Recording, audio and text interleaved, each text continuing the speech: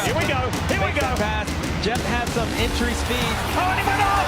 He's down. Jumped into the top block. Well, that was interesting. I just saw that. When he has a lot of speed compared to Cooper in both those back-to-back whip sections, and looks like he just gets in, got the weight going to the left on the right-handed corner, and yeah, looks like he starts leaning over to the left on the right-handed corner is never good, and at this point, he's on for the rod. There's nothing he can do, but